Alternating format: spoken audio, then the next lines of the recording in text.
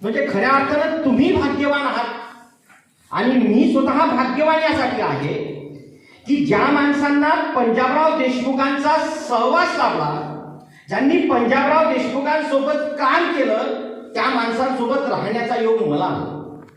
त्यामध्ये नाव सांगितलं पाहिजे अमरावतीचे माजी आमदार बबनरावजी मेटकर आणि त्याचबरोबर अण्णासाहेब जवदाळ. अण्णासाहेबांसोबत जवळजवळ मी 5 वेळा बबनराव मेटकरांच्या सोबत भेटलो. माणसाचं व्यक्तिमत्व कसं असते म्हणजे मगाशी बसता बसता आम्ही शाळेत मी साहेबांना म्हटलं की तुमच्या शाळेचं नाव लाल बहादूर शास्त्री आहे. लाल बहादूर शास्त्री तुमचे नातेवाईक आहेत का? लाल बहादूर शास्त्री नातेवाईक नाही, पण त्यांच्या विचाराचे वारसदार अण्णासाहेब होते म्हणून लाल बहादूर शास्त्री नाव दिलं. आणि आम्ही शाळेचे नाव पाहतो. भाऊसाहेबांनी संस्थेला नाव शिवाजी शिक्षण संस्था दिलं. भाऊसाहेबांनी शिवाजींच्या नावानं संस्था काढल्या.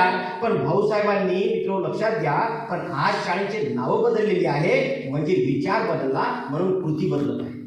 ह्या ज्या शाळा उभ्या झाल्या ते गोरगरिबांची मुलं शिकली पाहिजे, तर तळागाळातल्या गरीब घरची मुलं शिकली पाहिजे म्हणून ह्या शाळा उभ्या केल्या गेल्या पाहिजे. आणि आता ज्या शाळा उभ्या केल्या जात आहेत त्या शाळा केवळ आणि केवळ एकाच ध्येयानं आणि एकाच उद्देशानं प्रेरित होऊन केल्या जात आहे की मला पैशाचा सोर्स कसा उपलब्ध होईल आणि मी कसा मोठा होईल, एवढंच. बाकी दुसरा कोणताही उद्देश या ठिकाणी नाही.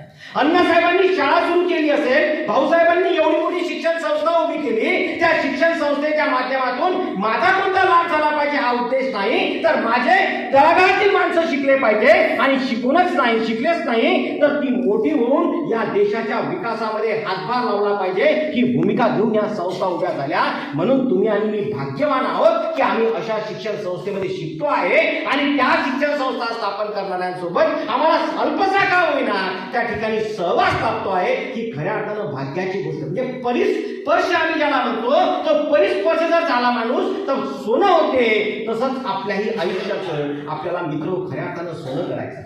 मित्र या ठिकाणी आल्यानंतर महत्वाची गोष्ट काय आहे, भाऊसाहेबांचा पुतळा आहे, लाल बहादूर शास्त्रींचा पुतळा आहे आणि या दोन्हीही माणसांचे खऱ्या अर्थाने विचार आणि संस्कार वारंवार या शाळेतील शिक्षक तुमच्यावर करत असतील याच्याबद्दल माझ्या मनात कुठली शंका नाही.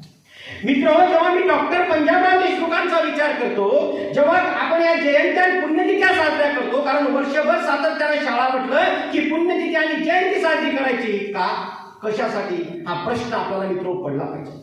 कारण जयंती आणि पुण्यतिथी आम्ही का साजरी केली पाहिजे, कारण आम्ही कोणाचे वारस असलो पाहिजे, तर आम्ही विचारांचे वारस असलो पाहिजे.